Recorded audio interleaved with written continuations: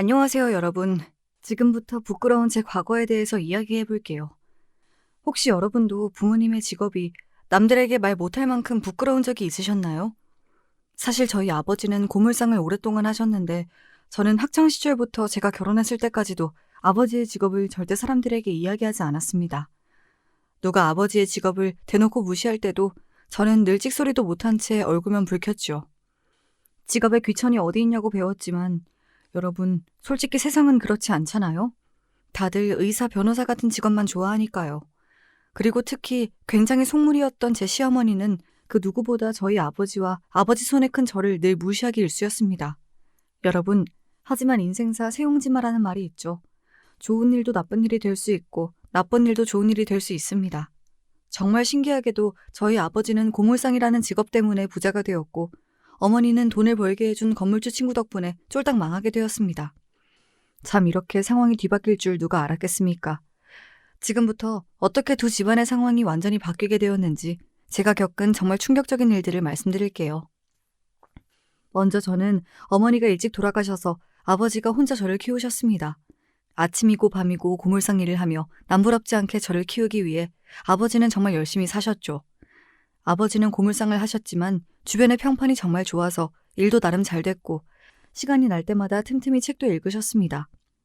저는 아버지가 그렇게 고생하시면서도 저를 위해 단 한 번도 힘든 티를 내지 않는 것을 보고 정말 열심히 공부해야겠다고 생각했고 좋은 대학교에 들어가 번듯한 직장을 가지게 되었습니다. 이후 지인의 소개로 소개팅을 했는데 그때 봤던 남편과 성격이 너무 잘 맞아서 결혼까지 가게 되었어요. 사실 남편을 만나면서도 정말 끝까지 말하고 싶지 않은 비밀이 하나 있었습니다. 어느 날 남편이 부모님께 저를 인사시켜주고 싶다길래 이걸 말해야 하나 말아야 되나 계속 고민하고 있었는데 결국 남편에게 정말 들키고 싶지 않은 비밀을 들키게 되었습니다. 뭐야? 고물상 명함에 있는 이름 자기 아버님 이름 아니셔? 아, 혹시 그동안 아버님 직업에 대해 얘기하지 않은 게 고물상을 하셔서 그랬던 거야? 어? 그게... 남편에게 그토록 숨기고 싶었던 아버지의 직업을 들켰을 때 정말 쪽팔렸습니다. 아버지가 하시는 일도 쪽팔렸지만 제가 그걸 쪽팔리게 생각하고 있다는 사실을 들킨 게 더 수치스러웠어요. 더군다나 남편의 집안은 저희 집과 달리 굉장히 잘 살았습니다. 어머님이 건물주 친구분의 권유로 재테크를 하시면서 대출을 받아 건물을 매입했고 이후 큰돈을 벌었다고 들었습니다.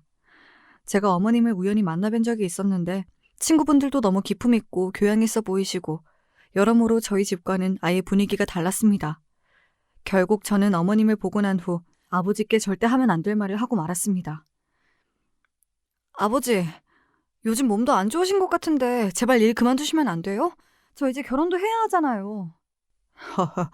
너 결혼 생각해서라도 내가 더 열심히 일해야 하는데 그게 무슨 말이니? 아빠 몸 걱정은 안 해도 돼. 이 일이 생각보다 얼마나 재밌는지 몰라. 아버지 그게 아니라 고물상 일을 계속 하시면 제가 어떻게 아버지를 제 남편에게 소개할 수 있겠어요. 네?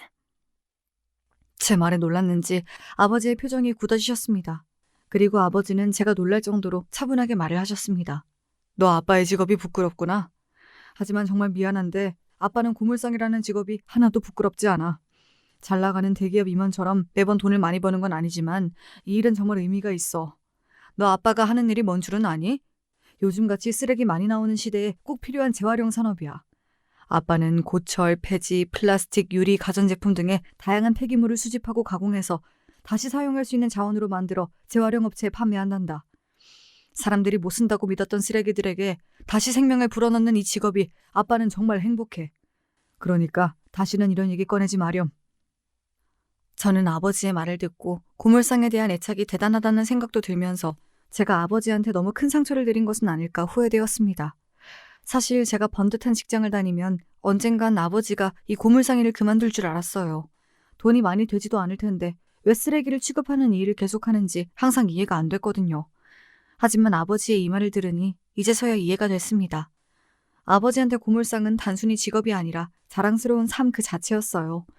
결국 저는 아버지에게 죄송하다는 말과 함께 앞으로 아버지의 직업을 당당하게 말해야겠다고 결심했습니다. 몇 개월 후 남편과 시어머님께 인사를 드리러 가게 되었습니다. 그리고 저는 그날 정말 씻을 수 없는 상처를 받게 되었죠. 그래, 사돈 어르신이 혼자 너를 키우셨다며? 정말 대단하신 분이구나. 근데 사돈 어른은 무슨 일을 해서 널 키우신 거니? 제 아버지는 오랫동안 고물상을 하셨습니다. 폐자원에 다시 생명을 불어넣는 일이라고 늘 뿌듯해 하셨어요. 뭐? 고물상? 그니까 그 더러운 쓰레기 더미 속에서 일을 했다 이거야? 와, 나랑 사돈이 될 사람이 쓰레기 처리를 하는 사람이라고? 말도 안 돼.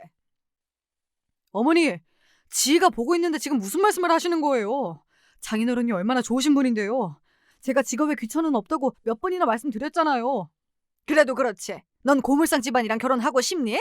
너 제정신이야? 난 이 결혼 절대 못해. 내 친구들한테 쪽팔려서 어떻게 얘기하냐고. 아유, 열받아. 꼴 보기도 싫다. 저는 어머님 말씀에 충격을 받아 그 자리에서 눈물을 흘렸고 남편은 저를 데리고 나왔습니다. 이후 남편이 저에게 계속해서 사과를 했지만 저는 그날 받은 충격을 아직도 잊을 수 없어요. 저는 남편과의 결혼을 포기하는 생각까지 했습니다. 여러분, 이런 상황 속에서 제 결혼은 어떻게 됐을까요? 어머님의 반대를 이겨냈을까요? 아니요.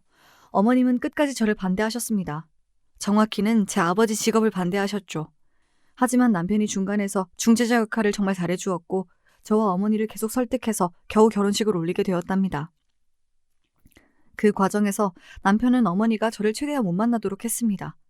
그리고 어머니와 남편이 몇 번이나 심하게 싸운 것 같았죠. 어머니와 싸우고 온 남편을 볼 때마다 너무 속상했어요. 이후 어머님을 뵀을 때 다행히도 제 아버지의 직업에 대해서는 더 이상 이야기를 꺼내지 않았습니다. 하지만 저에게 잘해주신 적은 없었어요. 늘 저를 탐탁지 않아 했죠. 제 결혼식 날에 어머님이 저를 대하는 분위기를 보고 아버지도 어머님이 저를 싫어하는 것을 어느 정도 눈치채셨는지 저에게 어머님이 좋아하시는 게 무엇인지 여쭤보더군요.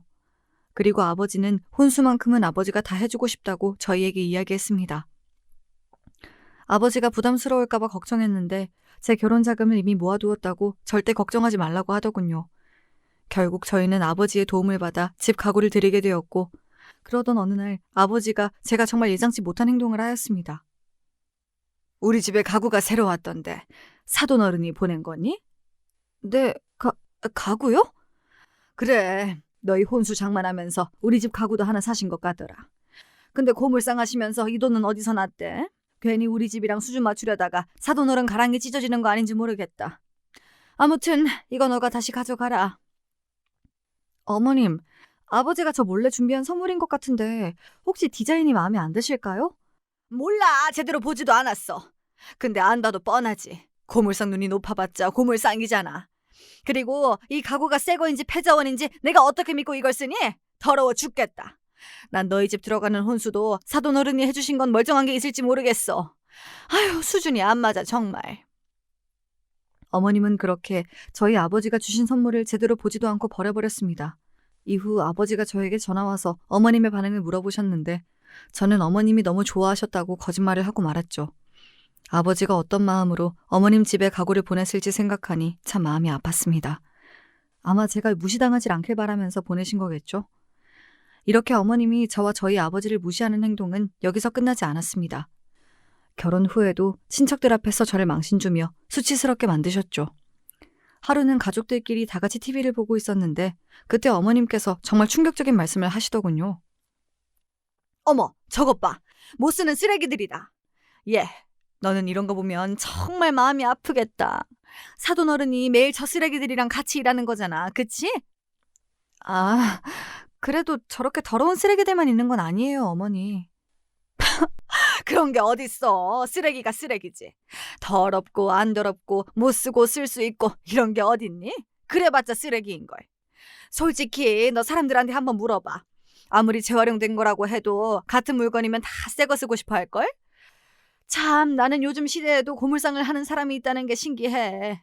솔직히 너도 우리 집 시집 와서 참 운 좋은 거지. 아니면 저거 물려받아서 너가 나중에 고물상 할 수도 있었던 것 아니니?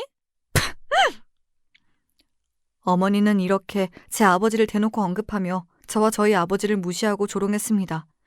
그럴 때마다 저는 아버지께 정말 죄송했고 제가 더 잘 돼서 꼭 아버지가 이런 대접 안 받도록 정말 열심히 살아야겠다고 다짐했죠. 하지만 현실은 제가 원하는 대로 흘러가지 않았습니다.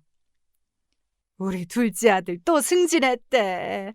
다니는 회사도 대기업인데 사람들이 우리 아들을 정말 좋게 봤나 봐. 근데 지희, 너는 승진도 안 됐다며? 하긴 유전자가 고물상 아버지인데 너가 잘 되는 게 이상하지. 우리 아들들은 내 유전자를 받았잖아. 성공할 수밖에 없다니까? 너도 내가 건물주인 건 알지? 난 완전히 자수성가한 사람이잖아. 내가 진짜 똑똑하다니까? 근데 우리 아들들은 날 닮았으면 사람 보는 눈도 좋아야 하는데 왜 널 데려왔는지. 아휴. 어머니, 제가 기대에 못 미쳐서 죄송해요. 다음번에 꼭 승진해서 좋은 결과 전달드릴게요. 이렇게 제가 승진이라도 실패한 날이면 어머니는 늘 자신과 자식들을 자랑하며 저와 저희 아버지를 깎아내렸습니다. 어머님은 이렇게 매번 저희 아버지를 무시하셨는데 아버지는 늘 어머님을 좋게 얘기해 주셨어요. 정말 둘의 태도가 완전히 반대여서 늘 속이 터지고 화가 났습니다. 지희야, 사부인은 건강 괜찮으시지? 이거 내가 기업 사람들한테 받은 피로회복제인데 되게 비싼 거래. 사돈 가져다 드려. 네? 기업 사람들이 아버지를 왜 찾아와요? 아니 그것보다 이건 아버지가 드셔야지 왜 어머님을 드려요? 아버지, 저희 어머님한테 잘해주실 필요 없어요. 그런다고 어머님이 알아주시는 줄 아세요? 어머님이 얼마나 속물이신지 아버지도 보셨으니까 알 거 아니에요. 어허, 지야. 그래도 너희 시어머니인데 그런 식으로 흉보면 안 돼. 속물이 아니라 사돈은 지금 이루어내신 게 많으시니까 현실적으로 늘 사회를 바라보는 거야. 아빠는 또 더 좋은 영양제 많으니까 얼른 사부인 가져다 드려. 그리고 혹시라도 돈 필요하면 아빠 걱정하지 말고 언제든지 얘기해. 알았지? 아버지가 돈이 어딨다고. 알겠어요. 아버지도 늘 건강 잘 챙기세요. 그렇게 저는 아버지가 주신 비싼 피로회복제를 어머님께 가져다 드렸습니다. 정말 웃긴 건 아버지가 준 거라고 하면 더럽고 싼 거라고 안 드시면서 백화점에서 사왔다고 하면 그렇게 잘 챙겨 드시더라고요. 같은 피로회복제인데도 말이에요. 참, 그 꼴이 우습고 어이가 없었습니다. 그렇게 어머님을 향한 미움과 원망, 아버지를 향한 미안함과 고마움을 쌓여가던 하루하루를 보내던 중 아주 좋은 소식이 생겼습니다. 여보, 나 드디어 승진했어. 아, 옆에서 자기가 프로젝트를 도와준 덕분이야. 정말 고마워. 나 곧 포상금도 받을 것 같은데 여보한테 다 줄게. 우리 엄마한테는 비밀로 하자. 와, 드디어 승진이라니. 진짜 너무 기쁘다. 여보, 정말 나 그 돈 가져도 돼? 사실 내가 얼마 전에 아버지 만났는데 트럭이 너무 덜컹거리더라고. 낡기도 했고. 내가 타려고 올라가다가 글쎄 넘어질 뻔했다니까? 내 돈이랑 당신이 준 포상금 합쳐서 아빠 트럭을 바꿔드리면 안 될까? 당연히 되지. 장인어른은 트럭이 낡았으면 진작 우리한테 말씀이라도 하시지. 난 몰랐네. 여보가 보고 좋은 걸로 바꿔드려. 여보, 진짜 고마워. 내가 어머님한테도 앞으로 더 잘할게. 저는 남편과 이 대화를 한 후 정말 오랜만에 빠르게 심장이 뛰었습니다. 그동안 아버지한테 제대로 효도도 못한 것 같은데 제가 차를 바꿔드리면 얼마나 좋아하실까요? 이후 아버지가 탈 만한 트럭을 찾아보았는데 남편의 포상금으로는 턱도 없더라고요. 결국 저는 적금을 늘리고 부업도 하기 시작했습니다. 회사 일도 하면서 주말에 부업까지 하니 너무 힘들더라고요. 하지만 아버지가 새 트럭을 받고 웃는 모습을 생각하며 열심히 버텼습니다. 그리고 드디어 목표 금액을 달성했고 아버지한테 드릴 새 트럭을 샀습니다. 이후 아버지한테 달려갔죠. 아버지의 반응이 무척 궁금했습니다. 저 왔어요. 얼른 나와보세요. 뭐야? 왜 트럭을 타고 왔니? 새 거 같은데 누구 거야? 아버지 드리려고 제가 열심히 돈 모아서 산 거예요. 남편이 받은 포상금도 좀 보탰고요. 어때요? 마음에 드세요? 뭐? 이게 내 거라고? 세상에. 이렇게 좋은 선물은 태어나서 처음 받아본다. 너무 고마워. 근데 돈도 없을 텐데 뭐하러 이런 걸 샀어? 아빠 트럭 있는데. 지금 타고 계신 트럭이 너무 낡았잖아요. 저 키우느라 고생하셨으니까 이제 트럭만큼은 제발 새 거 타고 다니세요. 제가 아버지 일 그만두란 말은 이제 절대 안 할 테니까 대신 낡은 트럭만큼은 버리세요.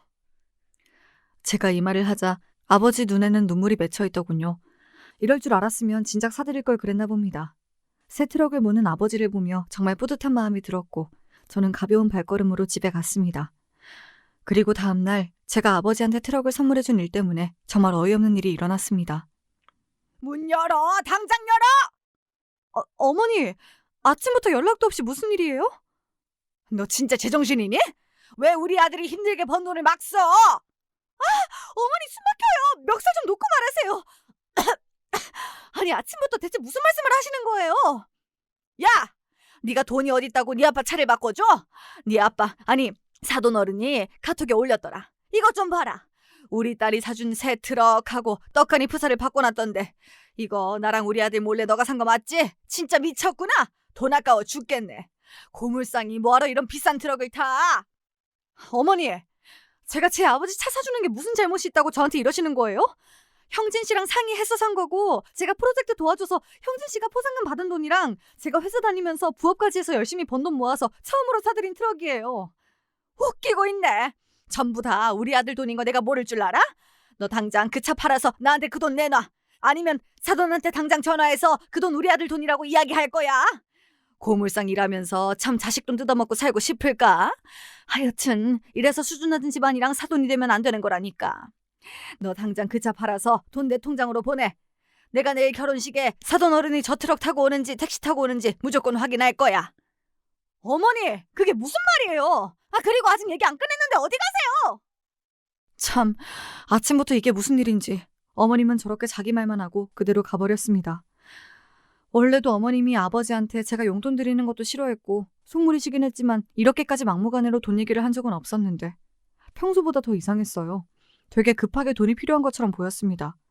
사실 저와 아버지가 잘못한 건 없지만 어머님이 정말 아버지한테 전화해서 말도 안 되는 소리를 하면 아버지 성격상 죄송하다고 당장 트럭 보내주겠다고 말할 것 같은 거예요. 그래서 차라리 이 일을 제가 말하는 게 낫겠다 싶어 결국 고민 끝에 아버지를 찾아갔습니다. 아버지 집 앞에 도착했는데 정말 발이 안 떨어지더군요. 아버지, 혹시 카톡 프로필 사진 제가 사드린 트럭으로 바꾸셨어요? 그럼 우리 딸이 사준 건데 여기저기 자랑해야지. 어때? 사진도 잘 찍었지? 네. 아버지 정말 죄송한데 카톡 사진 내려주시면 안 될까요? 다시 옛날 트럭으로 사진 바꿔서 새 트럭을 판 것처럼 딱 일주일만 연기하면 될 것 같아요. 뭐? 대체 갑자기 그게 무슨 말이야? 너가 나한테 트럭 사줬다고 뭐라 했니? 아니 돈 보태준 사람은 윤서방밖에 없는데 누가 너한테 그런 말을 한단 말이야? 아버지 정말 죄송해요. 사실 어머님이 아까 아침 일찍 찾아와서 형진 씨가 번 돈을 막 쓴다고 당장 아버지한테 된 트럭을 팔라고 난리를 치시더라고요. 아니면 아버지한테 전화해서 제가 형진 씨 돈 막 쓴다고 말하고 내일 결혼식 때 아버지가 타고 온 차 확인한다고 해서 제가 먼저 전화드린 거예요. 아버지, 어머님이 별나고 속물인 거 아시잖아요. 어차피 곧 까먹으실 테니까 잠깐만 연기해 주시면 안 될까요? 이런 부탁드려서 죄송해요. 저 정말 못난 딸이에요. 너 잘못이 어딨어. 사부인이 제정신이 아니신 거지. 참나. 내가 그동안 너한테 잘해달라고 그렇게 얘기했는데 이런 식으로 내 딸을 힘들게 해? 더 이상 나도 사부인한테 잘할 이유가 없겠구나. 아빠가 카톡 프사 바꿀게. 그리고 내일 너가 사준 트럭 타고 안 갈 테니까 걱정 마렴. 저는 그렇게 아버지 가슴에 대못을 박는 부탁을 드리고 아주 불편한 마음으로 집에 돌아왔습니다. 하필이면 내일이 둘째 도련님 결혼식이어서 어머님과 아버지가 잠시라도 마주쳐야 해서 더 기분이 좋지 않았어요. 자기 전에 아버지한테 죄송하다는 말씀을 드리려고 카톡을 켰는데 갑자기 정말 생각지도 못한 아버지의 프로필 사진을 발견했습니다. 바로 성공한 사람들만 탄다던 외제차 사진이 있는 것이었습니다. 너무 놀라서 아버지한테 왜 이걸 올렸냐고 물어보고 싶었습니다.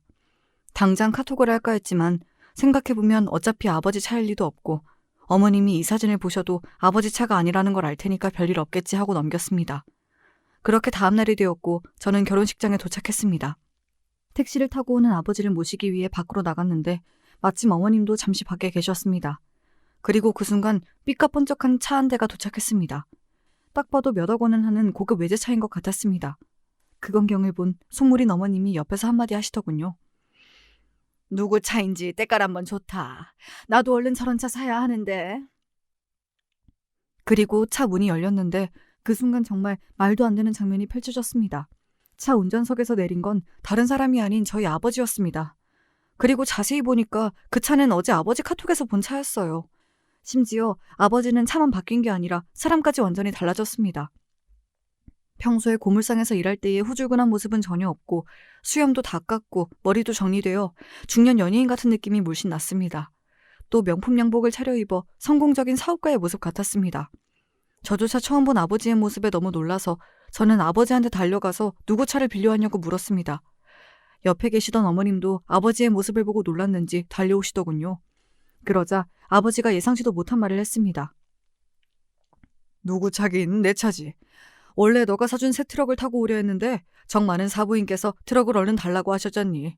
그래서 내가 가지고 있던 차 중에 제일 깔끔한 거 하나 가져와 봤다. 아버지가 이런 차가 있으셨어요? 진짜로요? 그럼 아빠가 고물상이 몇 년 차인데. 아빠 찾아오는 사람들도 엄청 많다니까. 차로 하는 재테크라는 말 아니? 자테크라고 예전에 차 몇 대 있으면 좋을 것 같아서 사놓은 거야. 세상에, 말도 안 돼. 안녕하세요, 사돈어른. 근데 이 차는 뭐예요? 진짜 사돈 차라고요? 예, 결혼식에 남의 차를 빌려오는 것도 웃기잖아요. 제가 제 딸이 새로 사준 트럭을 타고 오면 사부인이 하도 난리를 칠 것 같아서 그냥 제 차 가져왔습니다. 어떠세요? 아버지의 대답을 들은 어머님은 정말 놀란 것 같았습니다. 충격을 받았는지 아버지의 말에 대답도 없이 휘청이며 겨우 올라가시더라고요. 하지만 어머님만큼 저도 충격이 컸습니다. 아무리 생각해도 저 고급 외제차가 아버지 거라는 게 믿기지 않았고 지금 제 앞에 있는 사람이 아버지라는 사실은 더 믿을 수가 없었어요. 그렇게 저는 놀란 입을 다물지 못한 채 아버지와 함께 결혼식장으로 올라왔고 손님을 맞이하고 있는 둘째 도련님과 남편과 눈이 마주쳤습니다. 남편과 도련님도 아버지를 보자마자 입을 다물지 못하고 저희에게로 다가왔습니다. 둘은 아버지를 보고 회춘했다고 말하더군요. 아버지는 그저 웃으며 고맙다고 했습니다.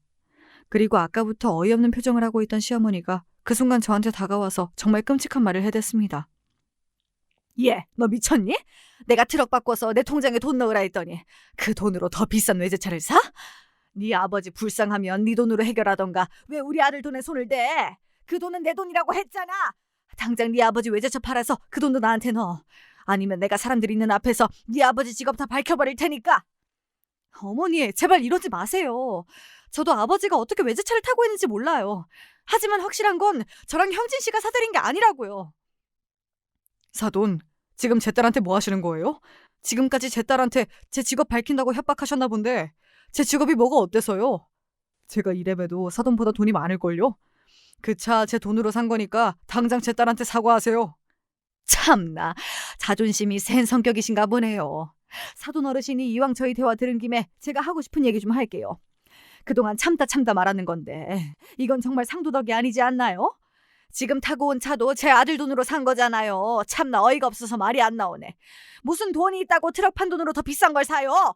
고물상 하다 보니까 쓰레기 더미에 양심도 팔아버렸나 본데 사위 돈으로 고급차를 사고 명품 양복을 사니까 뭐라도 된 것 같아요? 사람이 수준에 맞게 사셔야죠. 당장 저 차 팔고 저한테 그 돈 넘기세요. 그리고 쪽팔린 줄 아시고요. 참 웃기네요. 쪽팔린 줄 알아야 하는 건 둘째 아들 결혼식장에서 시끄럽게 사람들한테 민폐 끼치고 있는 사부인 같은데요. 그리고 이 차는 제 딸과 사위가 사준 게 아니라 온전히 제 돈으로 사둔 겁니다. 뭘 안다고 함부로 말하세요? 다시 한번 말하지만 사돈이 오해한 거니까 당장 제 딸한테 사과하세요. 지금 좋게 말하니까 제가 우스워요? 누굴 바보로 아나? 거지꼴로 다니던 사람이 이렇게 밖에서 왔는데 그걸 누가 믿어? 고물상하면서 쓰레기 팔아봤자 얼마나 번다고 저 고급 외제차를 사냐고? 이래서 사람 직업이 중요한 거야. 쓰레기나 팔더니 아주 거지근성이 제대로네. 사돈이라고 봐줬더니 이 사람이 진짜... 이렇게 어머님과 아버지의 목소리가 커졌고 어머님은 계속해서 사람들의 아랑곳하지 않고 아버지를 망신주기 시작했습니다. 그리고 그 순간 갑자기 정말 예상치 못한 사람이 등장했습니다.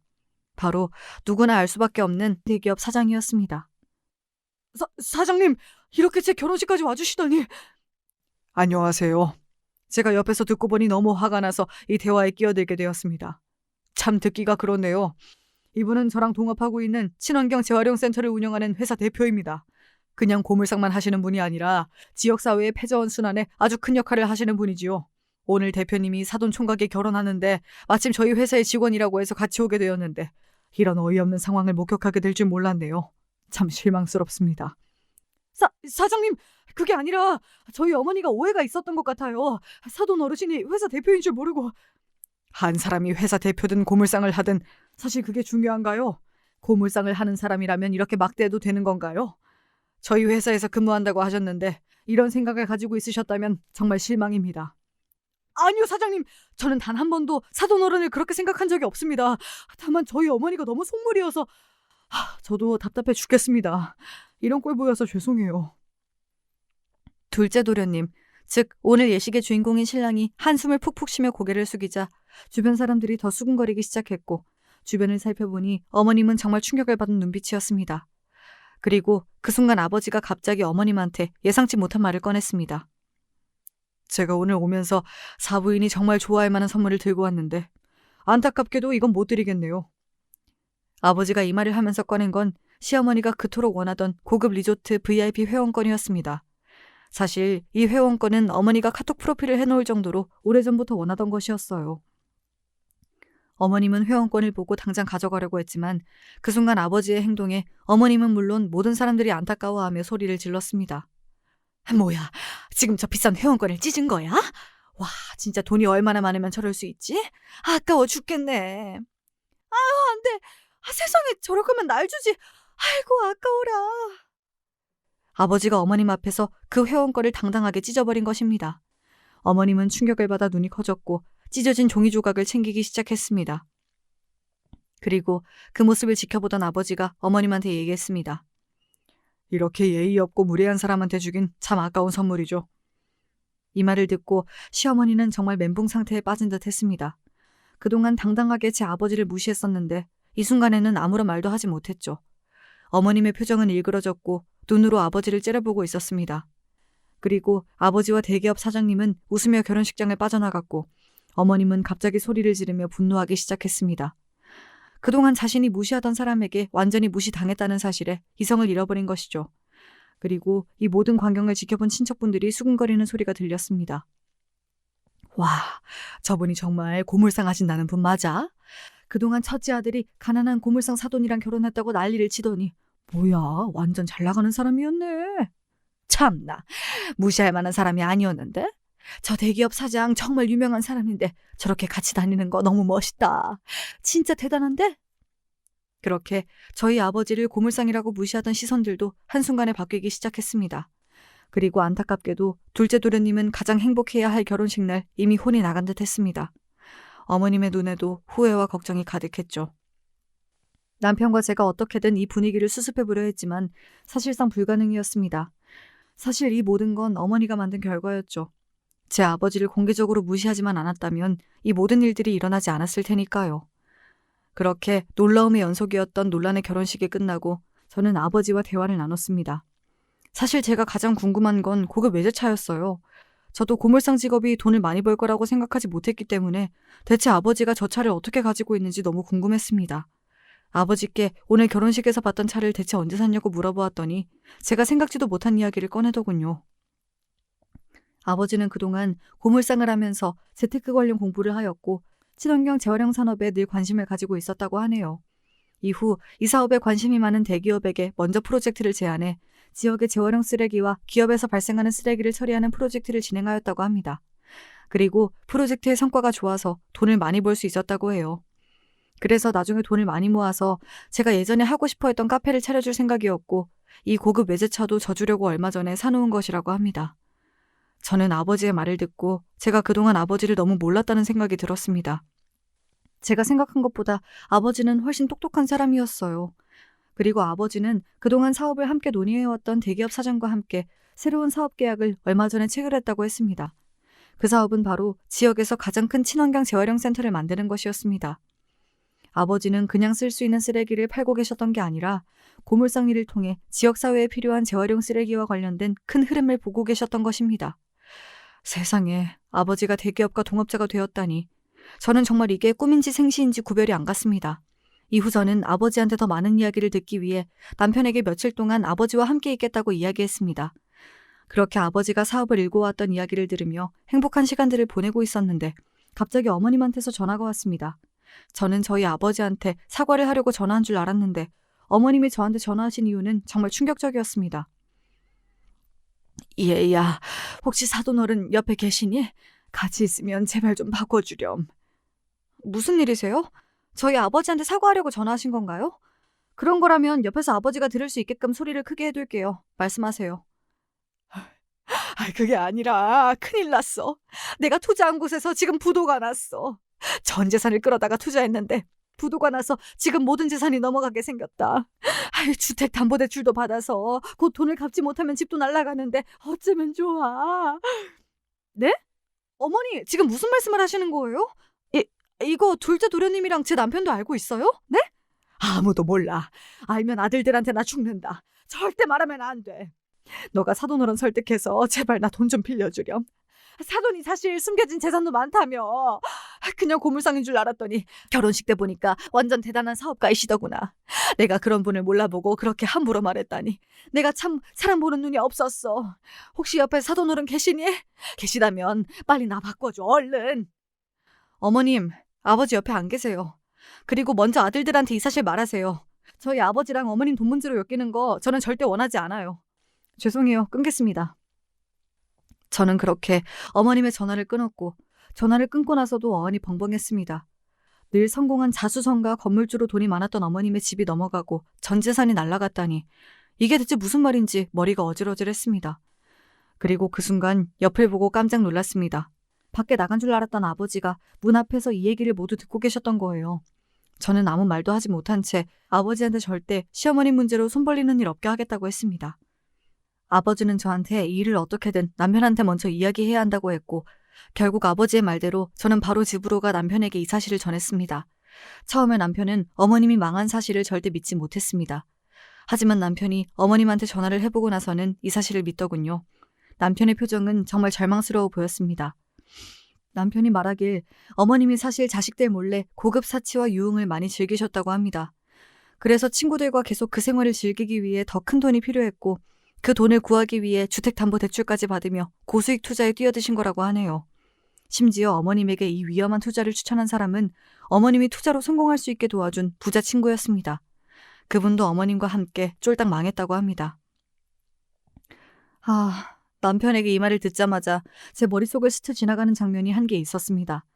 얼마 전에 제가 아버지 트럭을 새 걸로 바꿔드렸을 때 어머님이 당장 트럭을 팔고 돈을 보내라고 했었잖아요. 생각해보니 그 돈이 필요했던 이유가 이 투자로 인한 빚 때문이었던 것 같네요. 어쩐지 그때 뭔가 이상하다 했어요. 아휴, 어머님은 결국 그 빚 문제로 인해 시댁의 모든 재산을 날렸고 아들들한테도 버림받을 위기에 놓이게 되었습니다. 남편은 저에게 이 상황이 너무 힘들고 어머님이 너무 밉다고 했어요. 그리고 제 아버지가 부럽다고 하더군요. 사실 어머님의 빚 문제가 드러나기 전에도 둘째 도련님 결혼식이 끝나고 집에 돌아와서 둘째 도련님과 어머님이 한바탕 싸웠다고 합니다.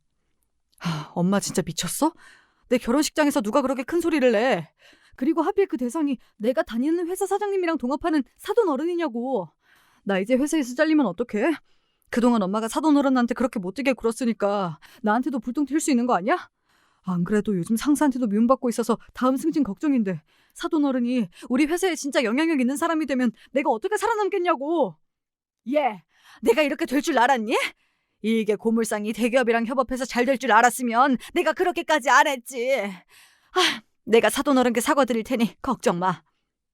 엄마, 지금 그걸 말이라고 하세요? 제가 사돈 어른 무시하지 말고 사람들 사람으로 예의 챙겨달라고 예전부터 부탁드렸잖아요.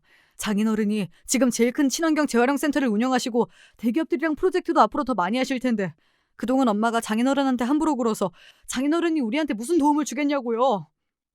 그래, 나도 그렇게 생각해. 내가 왜 그랬는지 모르겠다. 정말 후회하고 있어. 내가 고물상한테 잘 보여야 될 상황이 있을 줄 어떻게 알았겠냐고. 몰라, 머리 아파. 정말 돈 많은 줄 알았으면 진작에 잘해둘걸. 사돈은 이때까지 왜 그 사실을 숨긴 거야. 아유, 망했어.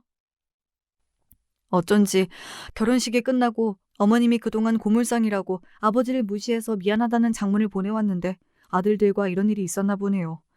어머님은 결혼식장에서 충격적인 사실이 밝혀진 후 그동안 저희 아버지를 무시해왔던 모든 행동이 자신과 아들들한테 되돌아올까 두려워하는 것 같았습니다. 아버지한테 어머님이 보낸 장문의 메시지를 보여줬지만 아버지는 어머님의 사과를 받아주지 않으셨어요. 그런데 누가 봐도 당장 급한 불을 끄기 위한 억지 행동 같았습니다. 남편은 그동안 어머님이 아버지한테 한 행동이 너무 신경 쓰였는지 계속 저에게 장인어른께 너무 죄송하다는 말을 반복했습니다. 그리고 둘째 도련님이 혹시라도 회사에서 잘리진 않을까 걱정하길래 제가 저희 아버지는 절대 그럴 사람 아니니 걱정 말라고 얘기해 주었습니다. 이후에도 남편은 아버지한테 잘 보여야 된다고 생각하는 것 같았어요. 그래서 저는 남편에게 아버지가 해준 말을 그대로 전달해 주었습니다. 여보, 아버지가 당신한테도 이 말 전해달라 했어. 아버지가 재산이 많든 적든 대기업과 협업을 하는 회사 대표든 고물상이든 예전이랑 아무것도 달라지지 말고 그냥 똑같이 대해달래. 그리고 언제든지 정신적으로든 물질적으로든 도움이 필요하면 얘기해달라고 했어. 제 말을 들은 남편은 안도의 한숨을 내쉬었습니다. 그렇게 남편과 대화를 나누고 있는데 어머님이 갑자기 전화가 오더군요. 제발 불길한 예감이 틀리길 바랬습니다. 아들아, 큰일 났어. 우리 집 넘어가게 생겼다. 지금 빨간 딱지 붙고 사람들 찾아왔어. 너무 무섭구나. 이제 어쩌면 좋아. 너 돈 좀 없니? 제발 돈 좀 구해다오. 결국 저와 남편이 우려했던 일이 일어나고 말았습니다. 어머님의 집이 넘어간 것입니다. 남편은 충격에 휩싸인 듯 울부짖었고 저는 어떻게 할지 몰라 아버지한테 이 모든 사실을 말씀드렸습니다. 그리고 다음 날 제가 깜짝 놀랄 만한 일이 일어났습니다. 갑자기 남편이 저한테 고맙다고 장문의 메시지를 보낸 것이었습니다. 아버지가 저 몰래 남편에게 어머님을 도와드리라고 돈을 보내준 것이었어요. 그리고 더 놀라운 사실은 남편이 너무 죄송해서 이 돈을 못 받겠다고 하자 아버지가 월급을 미리 보낸 것이라고 생각하라고 말했다더군요.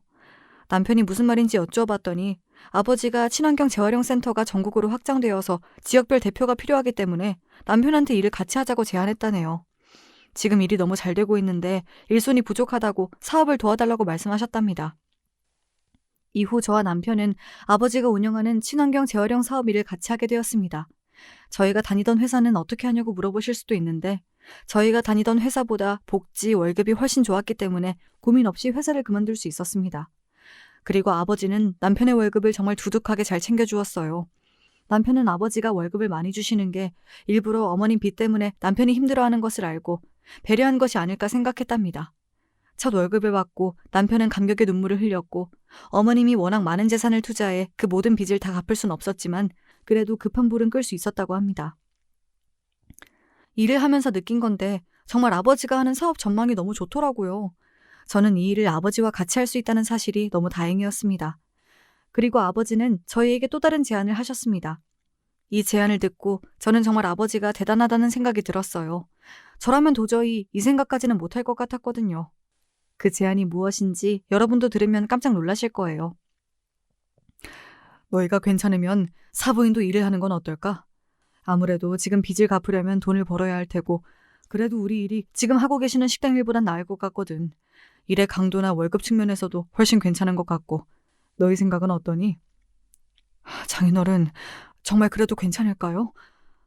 안 그래도 어머니가 몸도 안 좋으신데 빚 때문에 식당에서 고생하시는 거 보고 늘 마음이 안 좋았거든요. 저희 어머니가 장인어른한테 잘해드린 것도 아닌데 이런 제안 해주셔서 정말 감사합니다. 제가 진짜 더 잘할게요. 남편은 이 얘기를 듣고 계속 아버지한테 감사 인사를 하며 눈물을 흘렸고 어머님은 그렇게 저희 아버지의 회사에서 일을 하게 되었습니다. 처음에는 자존심을 부리며 절대 이 일을 하지 않겠다고 했지만 계속 빚쟁이들이 연락이 오자 어쩔 수 없이 일을 같이 하겠다고 하더군요. 이후로도 아버지의 사업은 계속 승승장구했고 친환경 재활용뿐만 아니라 태양열 에너지 사업까지 확장하게 되었습니다. 여러 대기업에서 아버지 회사의 소문을 듣고 더 많은 프로젝트를 제안했다고 하네요. 사실 아버지가 하시는 일을 옆에서 직접 보면서 저는 정말 충격적인 사실을 많이 알게 됐습니다. 우선 아버지는 어머님보다 자산이 훨씬 많으셨어요. 아버지가 고물상을 하면서 늘 재테크 관련 책을 읽고 자산 관리를 열심히 한 덕분이었죠. 아버지는 꾸준히 투자를 통해 자산을 증식해왔고 이미 부동산과 주식에서 엄청난 성공을 해서 많은 자산을 모아두고 계셨습니다. 전 몰랐지만요. 생각해보니 아버지가 그래서 저한테 계속 돈이 필요하면 말하라고 하고 결혼 비용과 혼수 그리고 어머님 선물을 계속해서 보낼 수 있었던 것 같아요. 저는 그것도 모르고 어머님한테 늘 찍소리도 못했었네요. 바보같이. 제가 아버지 옆에 지켜보면서 느낀 건데 아버지는 자산이 얼마가 됐든 평생 고물상 일을 하셨을 것 같아요. 이 일을 하시는 게 정말 즐거워 보였거든요. 저는 일을 하면서 이렇게 즐거워한 적이 없는데 아버지를 보면서 저도 이렇게 심장 뛸 수 있는 직업을 나중에라도 갖고 싶다라는 생각도 들었습니다. 아버지가 일을 정말 사랑하셔서 그런지 이후로도 아버지의 사업은 계속 잘 되었고 지역 친환경 산업 표창장까지 받게 되었습니다. 뿐만 아니라 고물상으로 시작하여 친환경 재활용 산업을 대기업에 제안한 지역 경제계에서 성공한 인물로 신문 기사가 나자 아버지는 큰 주목을 받게 되었습니다. 기사를 본 친구들과 친척들이 연락이 오더군요. 그리고 아직 가족이지만 저한테는 늘 불청객인 한 사람한테도 계속 연락이 왔습니다. 얘야, 기사 봤다. 축하한다. 사돈 어른이랑 너는 언젠가 잘 될 줄 알았어. 근데 사업이 그렇게 잘 되면 돈도 많을 텐데 나 돈 좀 빌려주면 안 되니? 이번 투자로 나 정말 일어서야 하거든. 내가 이렇게 쫄딱 망할 사람이 아니란 말이야. 어머님, 늘 전화해서 계속 같은 소리만 하시잖아요. 저는 돈 없고 저희 아버지도 어머님한테 빌려드릴 돈 없어요. 아니 그리고 그렇게 저희 아버지 무시하시더니 이제 와서 돈을 빌려달라고요? 진짜 양심이 없으세요? 한 번 더 저한테 연락하시면 전 진짜 형진 씨한테 다 말할 거예요. 투자로 성공하고 투자로 인생이 몰락해놓고 또 투자로 일어설 생각을 하는 어머님을 보면 참 재테크도 조심해야 되겠구나, 투자도 중독이구나 라는 생각이 들었습니다. 그리고 남편이 절대 저에게 어머님의 사정을 들어주고 돈을 빌려주지 말라고 신신당부했기 때문에 저는 단호하게 어머님의 전화를 끊어버렸습니다. 참, 어머님이 언제 건물주였던 시절에서 빠져나와 현실을 자각할 수 있을지 모르겠네요. 사실 어머님의 몰락이 마냥 속 시원하지만은 않습니다. 그냥 어머님도 잘 되고 저랑 아버지도 더욱 잘 돼서 안정적으로 각자 길 걸으면서 잘 살았으면 좋겠네요. 이렇게 안 좋은 끝을 맞이하게 된 시어머니와 달리 저희 아버지는 이제 명예도 돈도 모두 갖춘 사람이 되었습니다. 예전엔 아버지의 직업이 부끄러웠지만 지금은 아버지의 직업을 사람들에게 자신 있게 말하지 못했던 제 과거가 제일 부끄럽습니다. 여러분, 저는 이제 직업에 귀천이 없다는 말을 믿습니다. 어떤 직업이든 내가 어떻게 하느냐에 따라 사람들의 시선과 버는 돈도 달라질 수 있거든요. 하지만 성공했다가 몰락한 시어머님을 보며 직업엔 귀천이 없어도 사람에는 귀천이 있다고 생각하게 됐죠. 참, 사람이 성공하는 것도 한순간인데 망하는 것도 한순간이더라고요. 아버지와 남편과 함께 이 사업을 더 잘 키워서 제가 정말 성공하게 되더라도 저는 평생 겸손하게 살려고 합니다. 길었던 제 이야기 마치겠습니다. 여러분의 인생에 제 사연이 도움이 됐길 바랍니다. 지금까지 제 이야기 들어주셔서 감사합니다.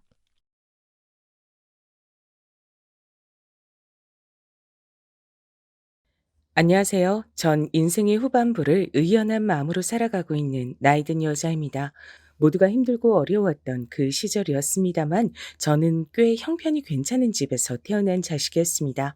집안에 있는 문제라고 해봤자 당시에 팽배했던 남아 선호 사상으로 인해 딸들이 차별을 당한다는 정도가 전부였던 것 같네요.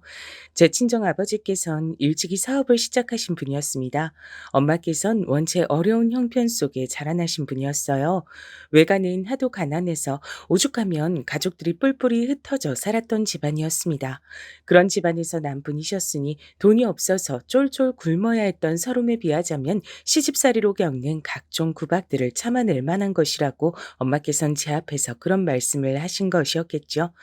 저는 그런 얘기를 들으며 제가 딸이기 때문에 남동생보다 예쁨을 받지 못하고 자주 혼이 나면서 사는 것이 가난하기 때문에 끼니를 굶으며 사는 것보단 나은 것이란 생각을 했던 것 같아요. 그런 식으로 전 저만의 긍정적인 지점을 찾아가던 아이였죠. 그러다 제가 가진 그 긍정적인 희망이 박살나고야 말았습니다. 교통사고가 났어요.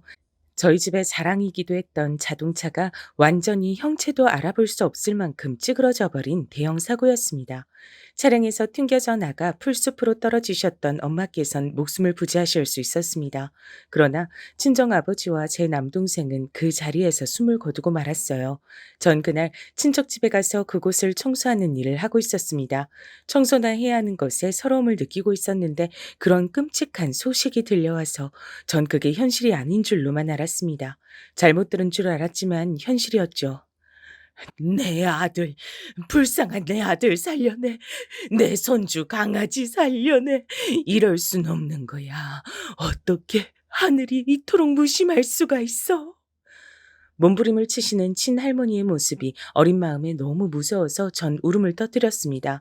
친척 어른들께서 저를 친정엄마께서 계시는 병원으로 데려가 주셨죠. 그리고 수술은 무사히 끝났으나 의식을 찾지 못하고 계신 친정엄마의 상태를 보고 눈물이 하염없이 흘렀습니다. 그리고 세상에 존재하는 모든 신을 향해서 빌고 또 빌었어요. 제발 우리 엄마만은 살려주세요. 엄마까지 없으면 저는 못 살아요. 어린 제가 혼자 어떻게 살아가라는 거예요. 그러니까 우리 엄만 꼭 좀 살려주세요. 제가 진심 어린 눈물로 빌어서 그랬던 걸까요? 엄마께선 기적적으로 의식을 회복하셨습니다. 그리고 며칠 뒤 친할머니께선 원체 지병이 있으셨던 탓에 커다란 충격을 받으신 것까지 겹쳐져 갑자기 돌아가시고 말았어요. 친할아버지께서 돌아가신 뒤로 집안의 가장 어른이셨기 때문에 모두가 방황하며 어쩔 줄을 몰랐습니다. 그 후로 저는 친할머니를 위해선 신께 살려달라고 기도하지 않았던 스스로를 한동안 꽤 오래도록 자책하며 살았죠. 끔찍했던 교통사고는 졸음 운전으로 마주 달려오던 차량을 피하시려고 친정 아버지께서 차량을 틀다가 벌어진 것이었고, 관련해서 그 어떤 보상금도 나오지 않았습니다. 오로지 돈 나갈 일들만 있었죠. 아버지의 사업장은 허무하게 정리가 됐어요. 뿔뿔이 흩어져서 사는 외가에 비하자면 친가는 그래도 화목하고 가족끼리의 정이라는 것이 있다고 생각을 하며 살았었는데, 이제 친가도 엇비슷하게 변해버렸습니다. 큰 사고를 겪은 후 집안의 어른마저 잃어버린 집안은 중심을 잃고 흩어지게 됐죠. 하루아침에 아버지와 남동생을 잃고 사고의 후유증으로 건강이 안 좋아지신 엄마와 남겨진 전, 앞으로를 어떻게 살아야 할지 몰랐습니다. 막막하기만 했어요. 좁은 집으로 이사를 한 탓에 가슴이 갑갑한 것도 더 심했습니다. 본능적으로 아버지께서 돌아가신 이후 짐승만도 못한 종자들이 달라붙어 집안에 돈을 털어갔다는 것을 알 수 있었어요. 세상에 대한 원망이 가득했었죠. 친정엄마께선 아무리 어렵고 기구하고 각박한 환경에서 살아도 내 삶의 주인공이 나란 사실을 잃으며 살아선 안 된다고 여기신 분이었죠. 엄마가 지니신 그 멋진 삶의 가치를 일찍 깨우치기엔 전 어리석은 아이였습니다. 성치 않으신 몸으로 자식을 키우시는 게 얼마나 힘든 것인지 고려하지 못하는 아이였어요. 그러니까 제멋대로인 사춘기를 보냈었겠죠. 친정엄마께 감사할 줄 모르고 제가 아직 누릴 수 있는 것들에 감사할 줄도 모르고 전 그렇게 짧은 생각을 가진 채로만 살았습니다. 제가 본래 태어났을 때부터 누리고 있던 생활 수준을 앗아간 이 세상을 원망하는 마음이 매 순간 있었던 것 같아요. 차라리 처음부터 모르게 하든가 줬다 빼앗는 건 무슨 경우냐고 하면서 하늘을 향해 원망의 말을 쏟아내기도 했었죠. 사실 생각을 해보면 제가 운이 좋게 괜찮은 형편의 집안에 태어났던 것일 뿐, 제가 뭘 잘해서 그런 환경을 누려본 것은 아니었습니다. 그러니 제가 품고 있었던 원망이 얼마나 가짜는 것이었나 싶네요.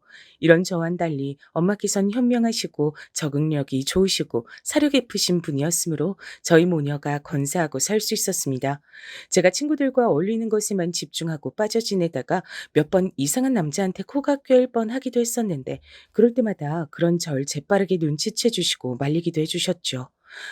순이야, 네가 가진 불만이 뭔지, 어떻게 살고 싶은 건지 난 다 알아. 내가 널 낳고 키운 엄마니까. 그러니까 내 말을 들으렴. 넌 지금 그 남자하고 절대 어울려선 안 돼. 그건 네 인생 말아먹는 지름길이 될 거야. 저는 반항심에 그런 소리를 듣기가 싫었으나 정말로 제가 인생을 말아먹게 될까 봐 그것만은 겁이 났고 사양이었기 때문에 엄마께서 단호하게 헤어지라고 평을 하시는 남자들과는 결국에 제가 다 정리를 했었습니다. 그 남자들은 죄다 일을 하면서 만난 사이였어요. 전 여상이 진학을 했다가 끝내 졸업은 못했었거든요. 그래서 중졸로 남았습니다. 당시에 엄마의 건강이 무척 악화됐었기 때문에 제가 학업을 더 이을 상황이 아니었죠. 저도 고등학교 졸업장에 커다란 미련이 없었기에 별로 안타깝진 않았어요. 묵묵히 친정엄마를 돌보며 일을 다녔습니다. 그런 와중에 잘못된 남자들과 연을 이어갈 뻔했으나 엄마 덕분에 그러지 않을 수 있었던 거예요. 꾸준히 일을 하지 않으면 안 될 환경이었기 때문에 어쩔 수 없이 계속해서 일을 해나갔습니다. 세상의 모든 어른들이 일을 하고 싶어 하는 게 아니라 할 수밖에 없기 때문에 일을 하는 것임을 그 시기에 제대로 깨달았었죠. 동시에 친정엄마께서 편찮으신 몸으로 절 책임지시려고 그간 얼마나 힘들게 일을 해오셨던 것인지 그 점도 깨닫게 됐습니다. 뒤늦게 죄송한 마음이 밀려왔어요. 이제 좀 정신을 차리고 효도를 해보려고 했는데 너무 늦은 뒤였습니다. 건강을 회복하시나 싶었던 엄마께서 어느 날 쓰러지셨습니다. 병원에서 간신히 의식을 찾으셨던 엄마께선 절 보자마자 미안하다고 말씀해 주셨어요. 순이야, 내가 미안하다. 아파서 미안해. 우리 딸한테 잘해주지 못해서 내가 너무나도 미안해. 저를 향해 빙그레 미소를 지어주시는 엄마의 표정을 보고 세상이 떠나가라 울기 시작했습니다. 이별이 다가왔음을 본능적으로 알았기 때문입니다. 친정 아버지와 남동생을 떠나보냈을 땐 저도 너무 어렸기 때문에 상황에 대한 원망만이 더 강했을 뿐이었으나 친정 엄마의 때에는 차원이 달랐어요. 심장이 난도질 당하는 것만 같은 지독한 슬픔이 절 덮쳤습니다. 쓰러지셨던 뒤로 꼬박 일주일을 버티시다 엄마께선 동이 터오던 새벽녘에 조용히 영면에 드셨습니다. 돌아가시기 몇 시간 전에 저에게 남기셨던 마지막 말씀이 있었어요. 순이야, 우리 귀한 딸, 미리 생일 축하한다. 내가 그때까지 못 버틸 것만 같아. 하늘에서 널 꼭 지켜보고 있을 테니까 보란 듯이 잘 살아야 돼. 알았지? 이 부족한 엄마가 너에게 남기는 마지막 부탁이란다. 저는 엉엉 울면서 고개를 끄덕였었죠. 엄마와의 영원한 이별이 무섭다고 차마 그 말만은 뱉지 못하고 삼켰습니다. 이제 먼 길을 떠나시는 엄마보다 제가 더 무섭진 않을 것 같더라고요. 엄마께서 돌아가신 뒤론 경계심 어린 태도를 가지고 살았습니다. 위축되어 있기도 했었죠. 사람들이 절 향해 불길한 년, 자기 가족들을 다 잡아먹은 년이라고 욕을 하며 손가락질을 해대는 그런 망상에 시달리기도 했습니다. 일을 쉬면 불안했고 엄마를 후회 속에서 떠나보낸 주제에 감히 쉬면 안 될 것 같아 꾸준히 일을 계속 다녔는데요. 그런 저를 성실하다고 평을 해주며 지켜본 사람들이 있었더라고요. 그 사람들이 저에게 인생 선배랍시고 결혼을 권했습니다. 결혼을 하면 제 편도 만들 수 있고 제 가정을 꾸리면서 안정적인 마음을 가지며 살아갈 수 있다고 다들 그렇게 말을 해줬어요. 전 솔깃했지만 엄마께서 제가 이상한 놈한테 코가 잘못 끼일까봐 걱정하셨던 것을 떠올렸습니다. 이상한 놈한테 잘못 걸려 인생을 망칠 바엔 영영 혼자인 게 나을 것이었죠. 그래서 제가 낸 묘안이 있었습니다. 아시겠지만 전 가족이 없어요. 부모님하고 동생이 다 떠났는데 저만 이렇게 살아있거든요. 이런저라도 결혼하기 괜찮다는 남자여야 하고요. 그리고 무엇보다 주머니 사정이 넉넉해야 합니다. 전 돈이 없어서 눈물 나게 힘든 거, 아껴 쓰느라고 줄임배를 움켜줘야 하는 거, 이런 건 사절이거든요. 돈 걱정은 제가 안 하고 살 수 있게 해줄 수 있는 남자였으면 좋겠어요. 그런 남자가 아님 싫습니다. 제가 원하는 정확한 조건을 내건 것이었어요. 그러자 저에게 결혼을 권했던 자칭 인생 선배들이 혀를 내두르며 저마다 고개를 흔들었었죠. 그런 조건의 남자가 저 같은 여자와 대뜸 결혼할 리가 없으니 정신 좀 차리라고 저한테 그런 말들을 하는 눈빛이었습니다. 전 굴하지 않았어요. 타협할 이유도 없었죠. 가족도 없으니 무대뽀 정신을 발휘하며 사는 게 낫겠다 싶었습니다. 그런데 놀랍게도 이런 저의 이야기를 우연히 전해 듣고 저와 한번 만나보고 싶다는 남자가 등장을 한 겁니다. 그쪽에서 저와 만나보고 싶다는 얘기를 전해 들었을 때 제가 단호하게 반응을 보였었죠. 그거 혹시 미친놈 아니에요? 제가 정신병자 사양이란 조건을 깜빡하고 안 넣은 것 같은데 어떡하죠? 정상인이 아닐 것 같았어요. 하지만 한번 만나나 보자 싶어 마련된 자리에 나갔고 잘생기진 않았어도 수더분한 인상의 남자를 보고 내심 놀랬습니다. 너무 평범했고 정신병자와는 거리가 먼 인물이었기 때문입니다. 절 호기심에 만나보고 싶었던 그 남자와 놀랍게도 전 단 6개월 만에 결혼을 하게 됐답니다. 그 배경엔 민망한 이유가 있었어요. 교제를 하기로 한 지 3개월이 지나가던 무렵 남편이 집안에 저와 만나는 걸 들켰던 거예요. 당시 시어머니께선 남편에게 어떤 여자를 붙여주시기라고 만반의 준비를 다 해놓으신 상태였는데 갑자기 남편이 당황하는 반응을 보이면서 여자에 관심이 없다는 등 이런 변명을 해대니까 수상하게 여기셨던 거예요. 그래서 남편이 절 만나고 있다는 걸 금세 알게 되셨죠. 시어머니께선 당신의 귀한 아들이 고작 저 같은 것과 만나고 있다는 것에 기함을 하셨고 결단코 용납할 수 없다고 하셨습니다. 결혼 안 하고 만나보기만 하겠다는 것도 난 싫어. 무조건 싫고 반대니까 당장 헤어져라. 하지만 격렬한 반대에 부딪히자 남편은 오히려 저를 더욱 원하게 됐던 것이죠. 엄마께선 생전에 호된 시집살이를 당하시던 무렵에 다시 시간을 돌릴 수 있다고 해도 친정 아버지와 결혼을 하실 거라고 저에게 말씀을 하셨던 적이 있었어요. 제가 그 이유를 여쭤봤었는데 아버지 정도면 어쨌든 자기 처자식을 책임져야 한다는 생각이 강한 남자기 때문에 인생을 함께할 동반자로 적합하다 그러셨죠. 남편을 보면서 엄마의 발언이 전 떠올랐고 왠지 제 인생을 맡겨도 될 것 같다는 기분에 사로잡혔습니다. 그래서 손뼉이 마주쳤고 박수 소리가 났던 겁니다. 저와 남편 사이에서 생명이 싹튼 것이었죠. 전 원래 달마다 월경이란 걸 규칙적으로 했던 몸이었기에 임신 사실을 바로 알아차릴 수 있었습니다. 그때부턴 속전속결이었어요. 시댁에서 임신한 몸이 된 절 받아줬던 거죠. 그러나 가뜩이나 절 마음에 안 들어하고 있던 시댁 사람들에게 임신을 하여 어쩔 수 없이 받아주게 된 저란 존재는 미운 오리 새끼 같은 것이었어요. 아니, 그건 표현이 좀 귀엽네요. 저는 조금의 귀여움도 받지 못하는 존재였으니 더 못했던 듯 싶습니다. 저를 눈의 가시로 여기는 시댁 사람들의 눈총을 받으며 심란해지던 순간마다 저는 친정엄마를 떠올렸습니다. 뭐 하나 내세울 것 없던 보잘것없는 친정을 두었던 탓에 한없이 머리를 숙이시며 사셨지만 그럼에도 가난해서 굶는 생활은 하지 않기에 결혼해서 다행이라고 말씀을 하셨던 그분의 꿋꿋하던 모습을 떠올리며 나라고 못할 거 있나 라는 마음을 먹었습니다. 저도 친정엄마처럼 굳건하게 버티면서 그렇게 살아볼 요량이었어요. 길에서 만나는 아무 아가씨를 데려다가 놔도 열이면 열 전부 다 너보단 나을 거다. 우리 아들이 왜 하필 너 같은 것한테 눈길이 갔을까? 그걸 막지 못한 게 내 인생에서 가장 천후의 한이야. 내가 엄마로서 자격이 실격인 것 같아. 너라는 오물을 우리 아들의 인생에 묻히게 두다니. 널 보고 있으면 내가 엄마 자격 실격이란 생각이 들어서 아주 기분이 나쁘구나. 시어머니께선 서슴없이 저에 대한 불만을 그렇게 표현하시던 분이었습니다. 좋은 소리만 들어도 쉽게 귀가 펴지 못할 상황이고 환경이었는데 그런 구박만 듣고 있자니까 정말이지 저야말로 기분이 나쁘더군요. 불러오는 벨을 매만지며 기분 나쁜 감정들을 억지로 삼켜내곤 했었죠. 어느 날 시어머니께선 제 머리통을 세게 후려치시기도 했어요.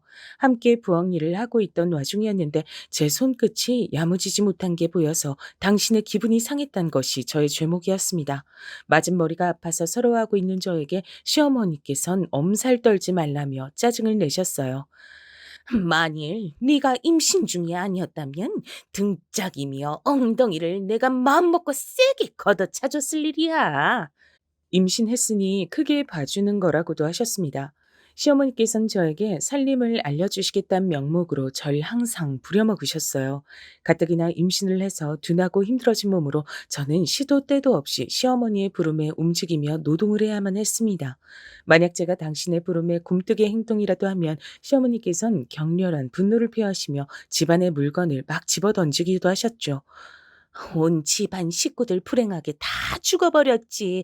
중학교만 간신히 나왔지. 당연히 수준의 재산이랄 것도 없지. 이런 너 같은 며느리를 내가 왜 들였을까? 너 같은 것에게 우리 집안의 핏줄을 봐야 한다니 기가 막히고 통탄할 일이야. 너 때문에 내가 화를 참고 사느라 아주 죽겠다. 이러다가 애기 태어나는 것도 보기 전에 내가 화병으로 죽지 않을까 싶네. 너는 나한테 조금이라도 미안한 게 있다면 네 죄를 항상 뉘우치는 마음으로 살아야 한다. 감히 너 같은 게 우리 집안에 발의를 들인 중죄.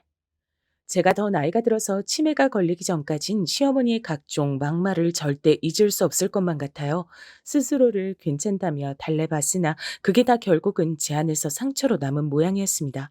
제가 시어머니께 잘 보이려고 노력을 안 한 것도 절대 아니었죠. 오히려 매번 구박을 받으면서도 시어머니께 살가운 며느리가 되어보려고도 성격에도 맞지 않은 해사한 미소를 지으며 귀염성 있게 굴려고 많이 해봤었어요. 곁에 다가가 애써 이런저런 말씀도 붙여봤었고요. 그럼에도 항상 냉담한 반응에 부딪혀야만 했었죠. 너는 그냥 아무것도 하지 않는 게 그나마 가장 복이 났단 생각도 내가 가끔은 드는구나. 그 모질한 대가리를 굴리지도 말고 보기만 해도 답답해서 사람 돌아가시게 만드는 행동 거지도 하지 말고 감히 나한테 의견을 내지도 말란 말이야. 애나 잘 낳고 고분고분하게 입이나 닥치고 살아. 그런 잔소리가 머리 위로 쏟아질 때면 수치심으로 얼굴이 뜨거워져서 고개를 들기가 어려웠던 기억이 납니다. 결혼 전의 인생과 결혼 후의 인생이 완벽하게 달라진 것 같아 그 이전까지의 저는 대체 어디로 사라졌는가 하는 궁금증도 들더라고요. 자신감이니 하는 감정들도 사라져 있었죠. 하루하루가 너무나도 우울했고 남들 다 있는 친정이 저한테는 없으니 이 세상에 제 편 하나도 없다는 생각이 들어 철저한 외톨이가 된 것만 같았죠. 그래서 전 아들이 정말 소중했습니다. 그런 모진 소리를 다 들어가며 제가 애지중지 뱃속에서 키워낸 아들이 세상에 태어났을 때 그간의 모든 서름이 씻겨 사라지는 것만 같은 느낌도 들었어요. 처음으로 시어머니께 칭찬 비슷한 것도 들어봤었죠. 아들 낳은 것만은 잘했다. 첫 판부터 바로 아들 낳았으니 이만하면 네가 대역죄인까지는 아닌데 싶구나.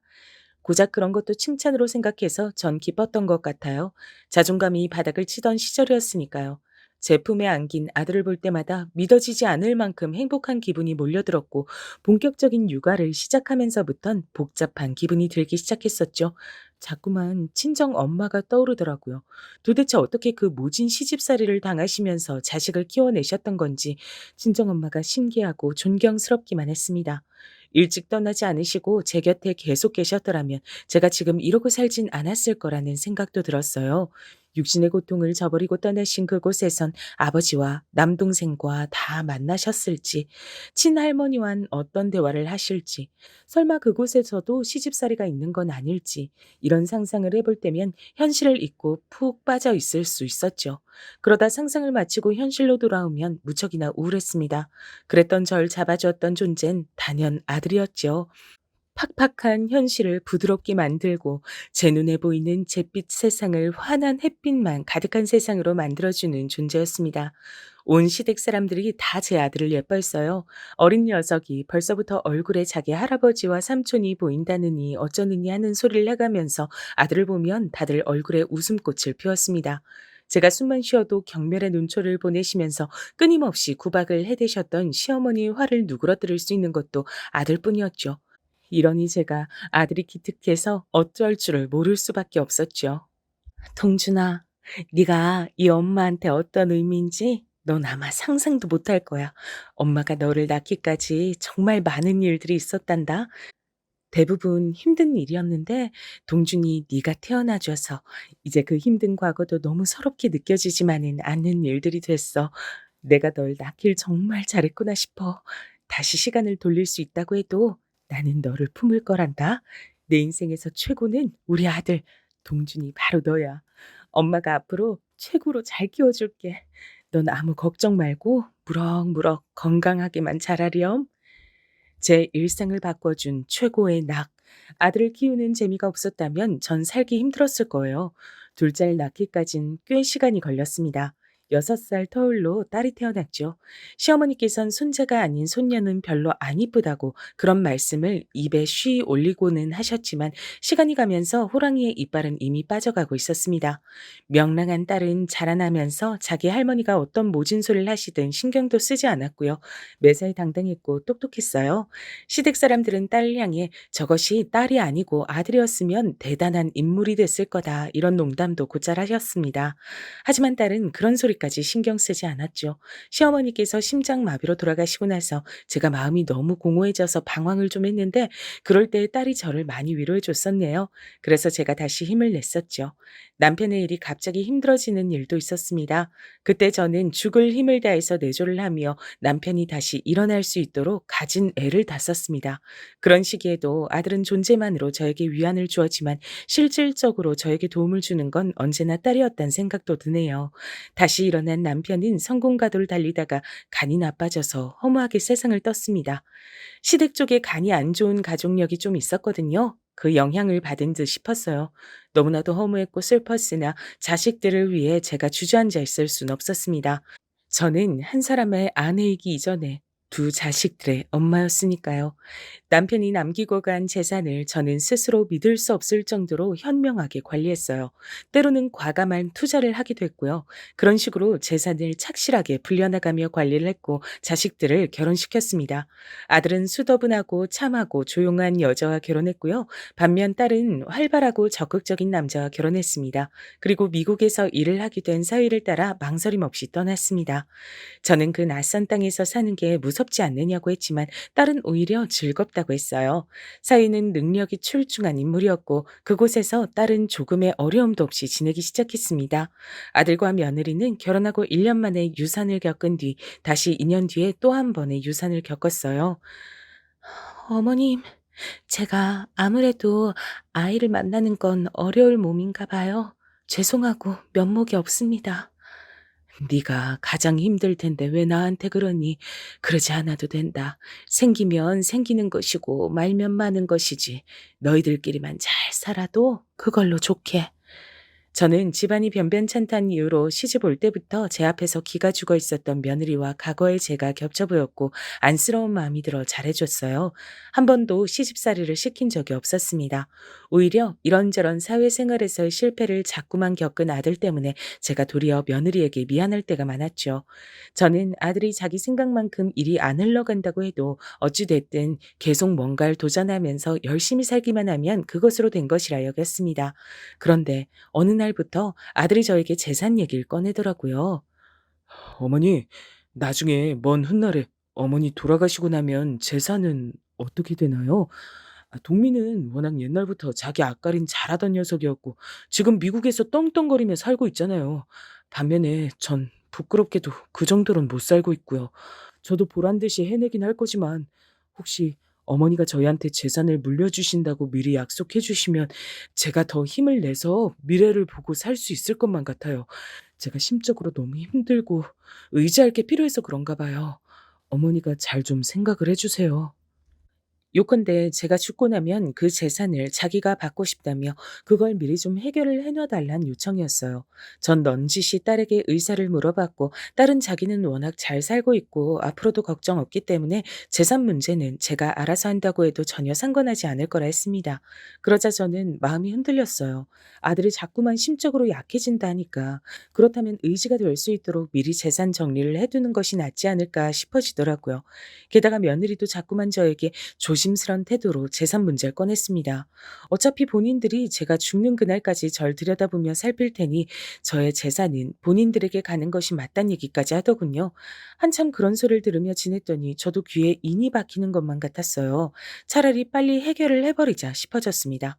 나를 잡고 유언장을 작성하겠다고 말을 꺼내던 때 아들과 며느리가 무척이나 기뻐했어요.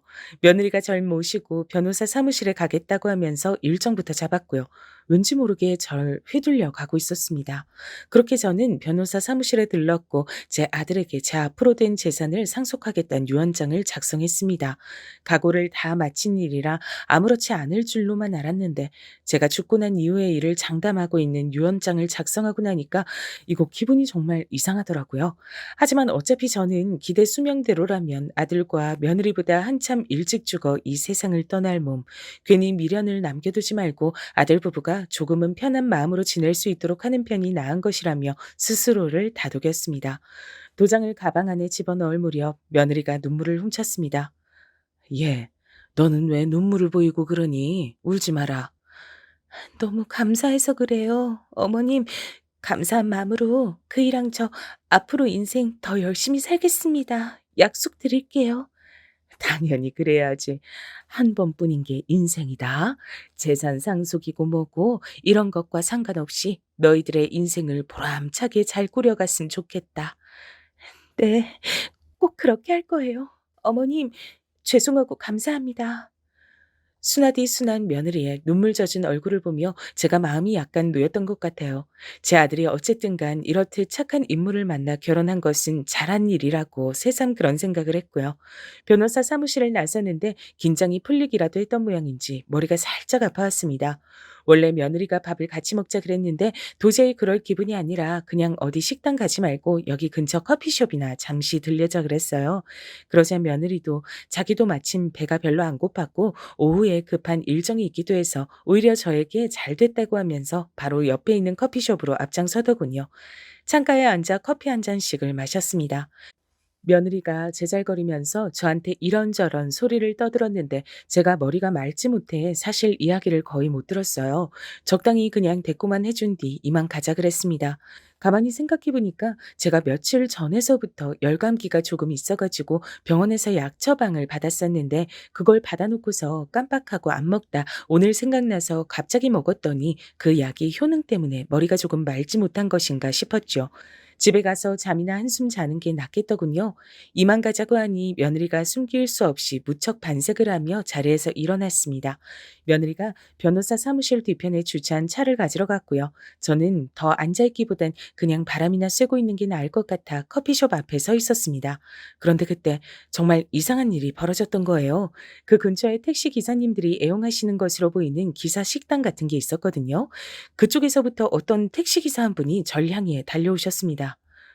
어르신, 혹시 여기 카페에 같이 계셨던 분 어르신의 며느님입니까? 예? 제 며느리가 맞긴 한데요. 혹시 제 며느리를 아시나요? 지금 차를 빼러 갔기 때문에 금방 이 앞으로 올 거예요. 저는 순간적으로 이 택시 기사님이 제 며느리를 아는 사람이라 저에게 그런 질문을 하시는 것이라고만 판단 내렸습니다. 그래서 얼떨결에 그런 대답을 하고 말았는데 삽시간에 택시 기사님이 안색이 어둡게 변하는 겁니다. 어르신, 지금 제 말이 이상하게 들릴 겁니다. 하지만 꼭 들어주셔야 해요. 아까 제가 얼핏 보니까 변호사 사무실 쪽에서 나온 것 같던데 재산 문제라도 정리를 하셨나 보죠? 그게 맞으시다면 부디 저와 어디 좀 가주셔야겠습니다. 대관절, 그게 무슨 말씀이세요? 아니, 제가 오늘 감기약을 잘못 먹어서 그런가 이상한 소리가 그래서 들리나 싶네. 기사님, 저한테 무슨 소리를 하시는 거예요? 제가 어르신의 아들 며느리에 대한 비밀을 알고 있어서 이러는 겁니다. 더 이상 절대 지나치지 못하겠고 어르신께 꼭 알려드려야 할 것 같아서 저도 제 딴엔 지금 결단을 내리고 말씀드리는 거예요. 어르신 속는 셈치고 저와 어디 좀 가주세요. 전혀 예상하지 못한 뜻밖의 상황이 놓이니까 이거 정말 어떻게 해야 할지 갈피를 못 잡겠더군요. 이걸 어쩌나 싶었던 그때 며느리가 모는 차가 이쪽으로 오르고 머리를 들이미는 것이 보였습니다. 저는 하는 수 없이 죄송합니다라는 인사를 택시 기사님께 남기고 떠날 요량이었어요. 그런데 그 순간 정말 놀랍게도 택시 기사님의 얼굴에서 돌아가신 친정 아버지가 얼핏 보이는 거예요.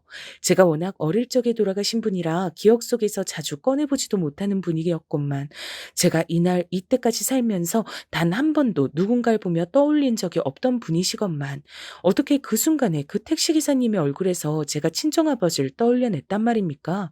아주 이상한 일이란 생각이 들어 저도 모르게 택시기사님을 향해 입에서 준비했던 죄송합니다란 말 대신 다른 말을 꺼내고 말았습니다. 알겠습니다. 제가 기사님 말씀대로 어디 한번 속는 셈 치고 그렇게 따라 볼게요.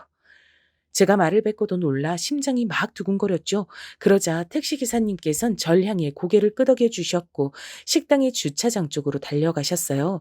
저는 제 앞에 멈춰선 차를 타지 않고 운전대를 잡은 며느리를 향해 말을 했습니다.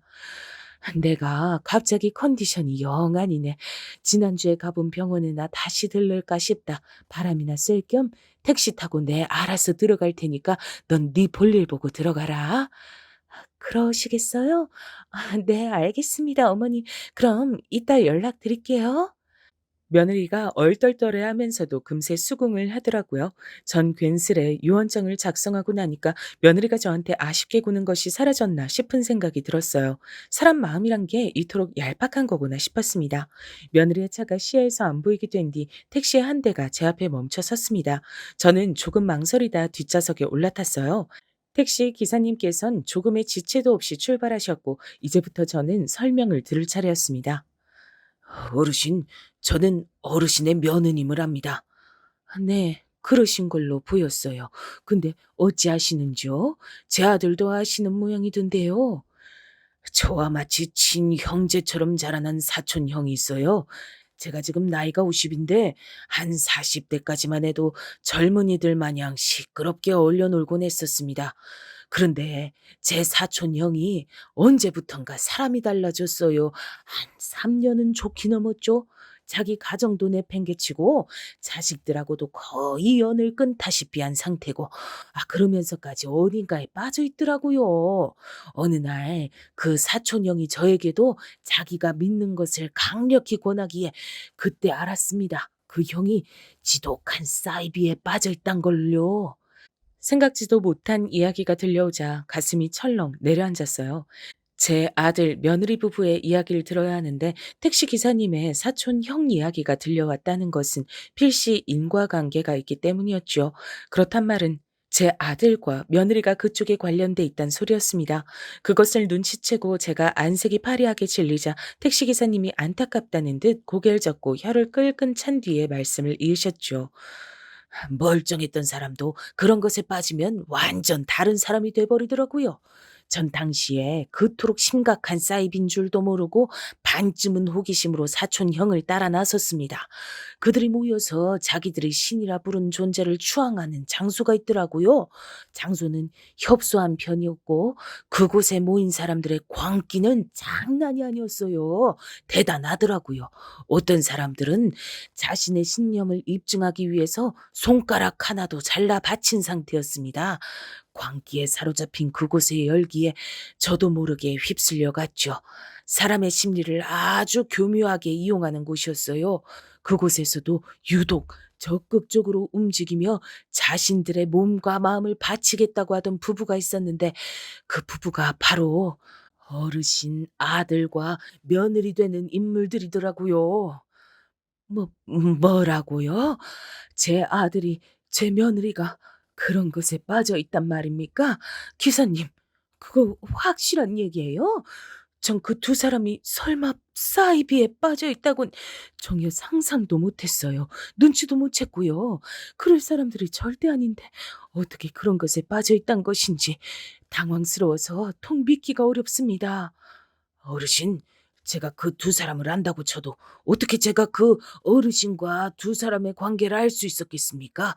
그 두 사람이 그곳에서 어르신을 몇 번이고 언급하며 사진도 제출을 했기 때문에 제가 알고 있는 거예요. 달리는 택시 안에서 저는 일생일대의 순간을 맞이하고 있었고 어느새 등줄기에 식은땀이 흐르는 게 느껴졌습니다. 이건 열감기 따위로 인한 게 아니었죠. 극심한 충격으로 인한 몸의 반응이었습니다. 저는 부디 제가 이 정신적 충격을 감당할 수 있길 바라며 택시기사님께 추가적인 설명을 바랬습니다. 그리고 저는 도저히 믿어지지가 않는, 아니 용을 쓰고서라도 믿고 싶어지지가 않는 얘기를 듣게 됐죠.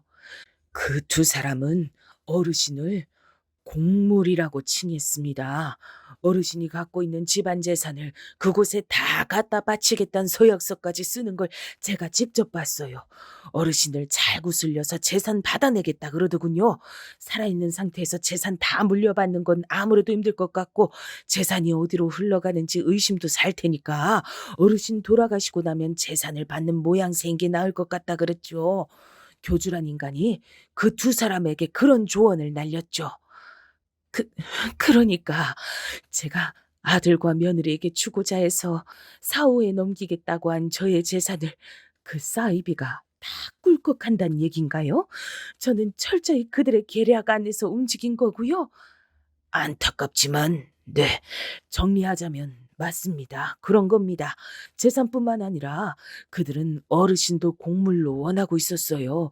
목숨을 제물로 바치는 거죠. 손가락 한 개 따위보다 훨씬 더 강하게 신념을 증명할 수 있는 길이라면서 어르신의 아들과 며느리 부분 무척이나 고무돼 있는 상태였습니다. 모든 걸 다 바치겠다면서. 그로 인해 자신들은 영원한 구원과 안식을 얻을 것이고 희생당한 어르신의 영혼도 좋은 데 갈 수 있을 거라고 그렇게 믿고 있어요.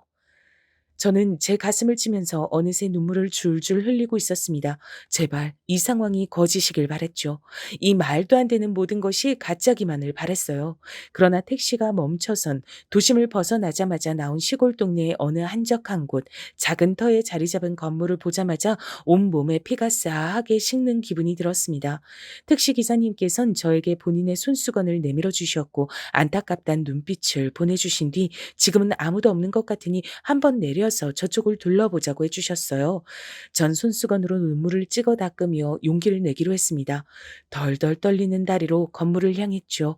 2층짜리 아담한 건물이었어요. 근데 어딘가 을씨년스러운 분위기가 풍기고 있었습니다.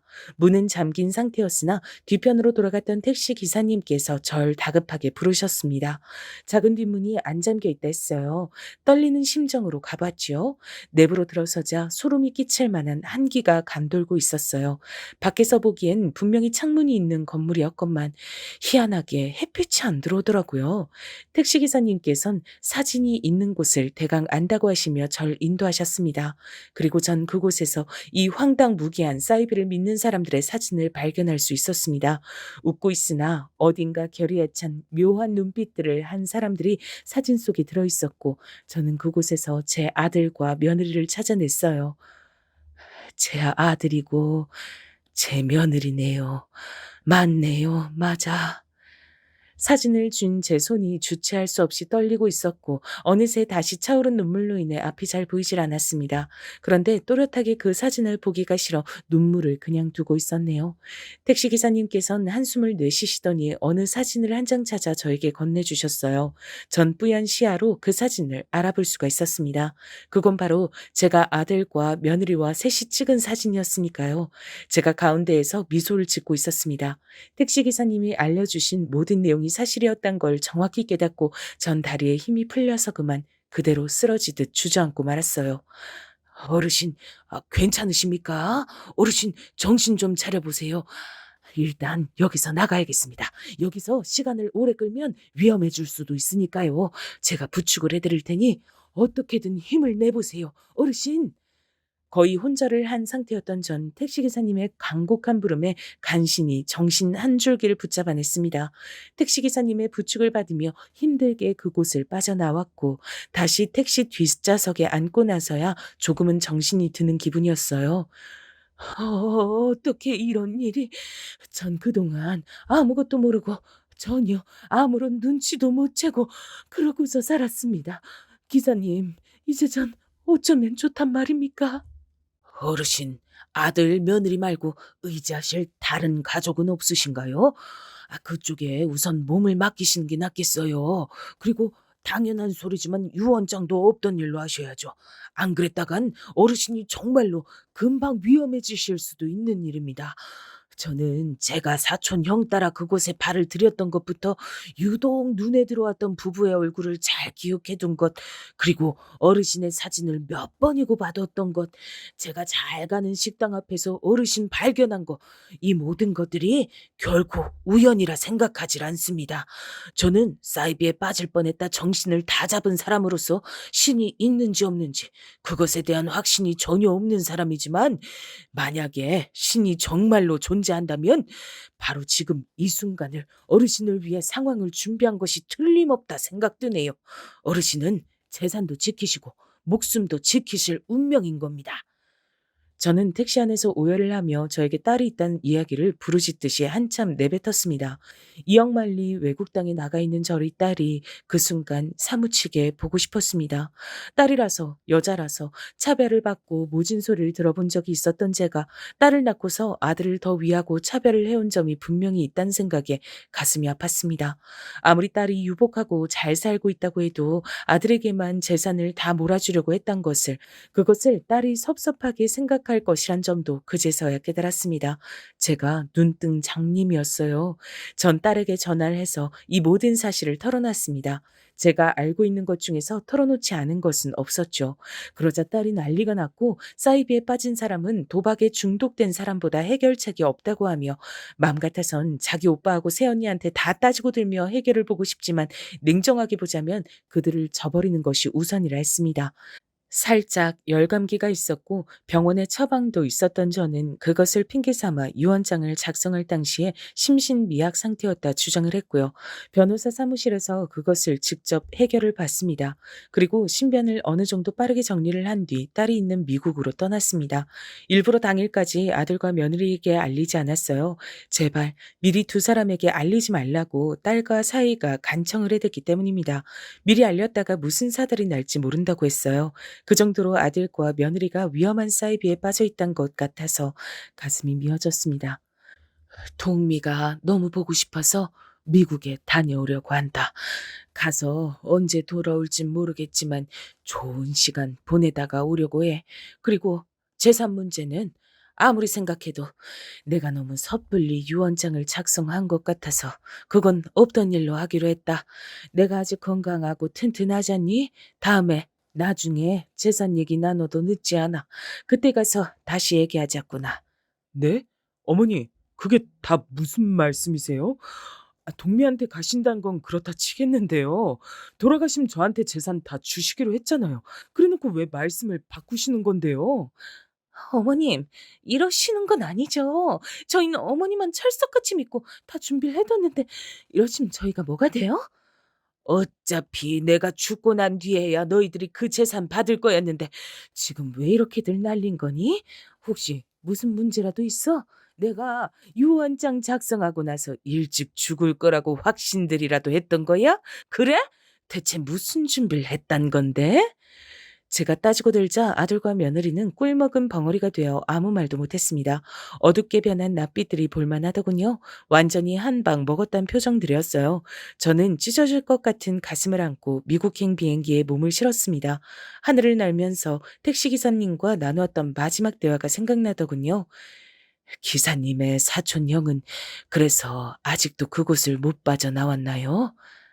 예. 그러니까 제가 그쪽에 신경을 못 끄고 촉각을 기울이며 지내고 있는 거죠. 제 사촌 형도 그렇고 어르신의 아들, 며느리 부부 두 사람도 그렇고 쉽사리 빠져나오기가 쉽지 않은 것 같습니다. 이래서 사이비가 지독하고 무서운 것인가 봐요. 사람 정신을 갉아먹으니까요. 어르신, 제가 듣기론 그 두 사람은 세 번의 유산을 겪고 난 고통 때문에 사이비에 빠지게 된 것 같았습니다. 그 아픔을 다른 걸로 덮어버리려고 하다가 여기까지 온 모양이에요. 그러니 쉽진 않을 겁니다. 정신 차리는 기적이 일어나길 바라면서 기다리는 수밖에요. 부디 저나 어르신이나 좋은 소식 살면서 접할 수 있었으면 좋겠네요. 저는 아들과 며느리가 두 번 유산을 겪은 것으로만 알고 있었는데 알고 보니 제가 모르던 한 번의 유산이 또 있었던 모양이더라고요. 마음이 무거웠습니다. 절 구해주신 택시기사님께 거듭 감사의 인사를 전하면서 전 속으로 돌아가신 제 친정 부모님께도 감사의 인사를 올렸어요. 왠지 그분들이 하늘에서 절 지켜주신 것 같단 기분이 들었거든요. 전 무사히 딸과 사이가 지내는 곳으로 와서 심신의 요양을 거치며 평안한 일상을 보냈습니다. 그러는 동안에 한국에선 상황이 복잡하게 돌아간 것인지 아들과 며느리가 별거에 들어갔다는 얘기가 들려왔어요. 이게 다 저 때문이라고 제가 재산을 안 줘서 그렇게 된 거라고 아들이 절 원망했습니다. 그러자 딸이 머리끝까지 화가 나서 아들에게 전부 다 따지고 들었어요. 저희가 그 사이비를 눈치챘다는 사실도 밝혔고요. 그러자 아들은 많이 놀랐는지 아무 말도 있지 않았고 그 이후로 연락도 없었습니다. 이런저런 이야기가 간혹 들려오긴 하지만 전 되도록 신경을 내려놓고 살려고 해요. 그것이 맞는 것 같더라고요. 무거운 마음은 제가 지고 가야 할 짐이겠지요. 눈부신 햇살이 가득한 어느 고풍스러운 단독 주택의 창가 자리에서 제 이야기를 써 내려가 봤습니다.